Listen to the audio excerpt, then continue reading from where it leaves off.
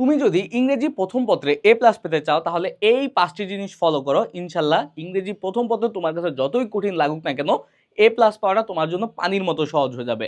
দেখো, আমরা ইংরেজি প্রথম পত্রে সবার আগে কি কারণে ভুল করি, সিন প্যাসেজ, আনসিন প্যাসেজ, তারপর তোমার রাইটিংগুলো প্যারাগ্রাফে আমরা কি কারণে ভুল করি? মেন কারণ হচ্ছে আমরা ওয়ার্ড মিনিং জানি না। তুমি যদি ইংরেজি ভালোভাবে জানতে চাও, তুমি যদি ইংরেজি পারতে চাও, এ প্লাস পেতে চাও, পাস করতে চাও, তোমার ওয়ার্ড মিনিং এর বিকল্প কিছু নাই। আমি সবসময় একদম 6 এর ক্লাস থেকে যখন করাই, 6 থেকে আমি একটা কথাই বলি, ভাইয়া ওয়ার্ড মিনিং শিখো। গ্রামার শিখা যাবে কিন্তু ওয়ার্ড মিনিং যদি তুমি না পারো ইংরেজি তোমার জন্য না। সুতরাং তোমার কি করতে হবে, ইংরেজির প্রত্যেকটা ওয়ার্ড মিনিং শিখতে হবে। এখন অলরেডি যেহেতু আমরা কলেজে আছি, আমরা কোন ওয়ার্ড মিনিং গুলো শিখবো? A for apple, B for ball না, তোমাদের বইয়ে ফার্স্ট পেপার বইয়ে English for today, English for today এই বইটা যে ওয়ার্ড মিনিং গুলো আছে সেইগুলো দেখবা যে আমি যখন তোমাদের পড়াইছি, তোমরা যারা আমার স্টুডেন্ট আছো সরাসরি তোমরা জানো যে আমি সবচেয়ে বেশি ফোকাস করছি হচ্ছে কি ওয়ার্ড মিনিং এ। কারণ ভাইয়া তুমি যদি ওয়ার্ড মিনিং জানো, তুমি হচ্ছে সিন প্যাসেজ যা আসুক না কেন তুমি বুঝতেছো যে এখানে কি বলছে, আনসিন প্যাসেজ আসলো তুমি বুঝতেছো পরে যে কি বলছে।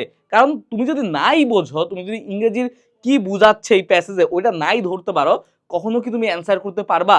কখনোই অ্যান্সার করতে পারবা না। সুতরাং সবার আগে তোমার প্যাসেজটা বোঝা লাগবে, প্যাসেজের ভাবার্থ ধারণ করা লাগবে। এই জন্য সবার আগে ওয়ার্ড মিনিং করবা। এখন ওয়ার্ড মিনিং কই থেকে পড়বা? তোমার যে ইংলিশ ফর টুডে বই আছে, তোমার যেই ইংলিশ ইংলিশ ফর টুডে যে বইটা আছে, এটা কি তোমাদের যে বোর্ড বইটা, এই চিকন যে বোর্ড বইটা, ওইটার ওয়ার্ড মিনিং গুলো প্যাসেজগুলো ধরে বুঝে পড়বা। আর অনেক জায়গা আছে পণ্ডিত আছে কিছু পণ্ডিতরা কি করে তোমার বাংলা অর্থ ছাড়া পড়ে, যে তোমার ইংলিশের ওয়ার্ড মিনিং গুলো আবার ইংলিশেই পড়ার চেষ্টা করে। কিন্তু না ভাইয়া, বাংলা খাস বাংলায় তুমি প্যাসেজটা পড়বা। কারণ তুমি বাঙালি, আমি বাঙালি, আমাদের মাতৃভাষা বাংলা। আমরা যদি বাংলায় যদি একটা জিনিস ধারণ করতে না পারি তাহলে আমরা কখনোই পারবো না। দেখো, আমরা চিন্তা করি কিন্তু বাংলায়, স্বপ্ন দেখি বাংলায়, সকল কিছু বাংলায়। কেউ কি আমরা চিন্তা করি যে যে আজকে আমি রাইস খাবো, আই উইল ইট রাইস? আমরা কিন্তু ভাবি যে আজকে আমি বাসায় গিয়ে ভাতই খাবো। আমরা কিন্তু বাংলায় চিন্তা করি। সুতরাং সবার আগে বাংলাকে ধারণ করবা, প্রত্যেকটা প্যাসেজের বাংলা যাতে তোমার সম্পূর্ণ মাথায় থাকে এই জিনিসটা মাথায় রাখবা। ওকে, প্যাসেজগুলো ভালোভাবে বুঝে বাংলায় পড়বা। যারা আমার ক্লাসগুলো করো আশা করছি তোমাদের বাংলা বুঝতে বা ওয়ার্ড মিনিং এ কোনো সমস্যা থাকার কথা না। আরেকটা বলি, যেহেতু তোমরা আমার প্যাসেজগুলো পড়ার সময় যারা আমাদের কোর্সে আসছো ওয়ার্ড মিনিং গুলো নোট রাখবা। কারণ হচ্ছে ঢাকা ভার্সিটিতে, ঢাকা বিশ্ববিদ্যালয়তে এইখান থেকে তোমার আসবেই শিওর 10 মার্কস তোমার এই ওয়ার্ড মিনিং থেকে আসবে। আর ওয়ার্ড মিনিংটা কোথা থেকে আসবে? এই বই থেকে। সুতরাং এখন থেকে যারা ঢাকা বিশ্ববিদ্যালয়ের প্রস্তুতি নিতে চাচ্ছ তোমাদের অবশ্যই ওয়ার্ড মিনিং পড়তে হবে। ওয়ার্ড মিনিং এমন একটা জিনিস যেটা তোমার ইংরেজি প্রথম পত্র, দ্বিতীয় পত্র, ঢাকা ভার্সিটি সকল জায়গায় তোমাকে পার করে দেবে। যারা পরীক্ষার পরে আইএলটিএস দিয়ে দেশের বাইরে যেতে চাচ্ছ তোমাদের জন্য কি ওয়ার্ড মিনিং এর কোনো বিকল্প নাই। অনেক ভালো ওয়ার্ড মিনিং কিন্তু আছে। তারপরে কি ওয়ার্ড মিনিং জানার পরে প্যাসেজগুলো যখন জানলা, তোমার বেসিক গ্রামার জানতে হবে। বেসিক গ্রামার বলতে কি, যে তোমার তো কোশ্চেন অ্যান্সার করা লাগবে, যে কিভাবে হচ্ছে আমাদের গ্রামারগুলো, টেন্সগুলো, সেন্টেন্সগুলো ওয়ার্ক করে। যে আমি যদি টেন্সের নিয়ম না জানি, আমরা প্রেজেন্টে কিভাবে লিখতে হয়, পাস্ট সেন্টেন্স কিভাবে লিখতে হয়, এগুলো যদি না বুঝি, ফিউচার সেন্টেন্স কিভাবে লিখতে হয়, তাহলে কিন্তু আমরা অ্যান্সার করতে পারবো না। সুতরাং আমার বেসিক গ্রামারগুলো জানা লাগবে। আমাদের সেকেন্ড পেপারের জন্য তো অবশ্যই গ্রামার ইম্পর্টেন্ট। সুতরাং গ্রামারগুলো কি তুমি শিখে নিবা যারা এখনো পারো না। একদম গ্রামার যদি বেসিক ভাবে জানো তাইলেও ইংরেজি প্রথম পত্রে তোমরা ইজিলি কি পার পেয়ে যাবা। তারপর আরেকটা দেখো, বোর্ড কোশ্চেন সলভ করবা বেশি করে। যারা একদমই দুর্বল বা যারা সবল, যারা অনেক ভালো করতে চাও, বোর্ড কোশ্চেন সলভ করার উপরে কিছু না। আমি বারবার বলি, বোর্ড কোশ্চেন তোমাদের জন্য হচ্ছে আইডিয়াল একটা জিনিস। এখন তুমি ওয়ার্ড মিনিং জানো, তোমার প্যাসেজ সম্পর্কে আইডিয়া আছে, এখন হচ্ছে তোমার বোর্ড কোশ্চেন সলভ করা লাগবে, মডেল টেস্ট দেওয়া লাগবে। কারণ হচ্ছে বইয়ের প্যাসেজে তুমি সিনগুলো পেয়ে যাচ্ছ, সিন বা বইয়েরগুলো পেয়ে যাচ্ছ, কিন্তু যখনই তুমি বোর্ড কোশ্চেন সলভ করতে যাবা তুমি আনসিন প্যাসেজগুলো পেয়ে যাবা।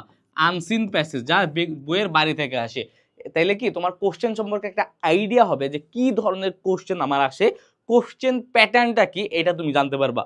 ওকে, এই প্রত্যেকটা জিনিস এইচএসসি 27 তোমাদের হাতে যেহেতু সময় আছে, তোমার বোর্ড কোশ্চেন ধরে এখন কয়টা মডেল টেস্ট কমপ্লিট করবা?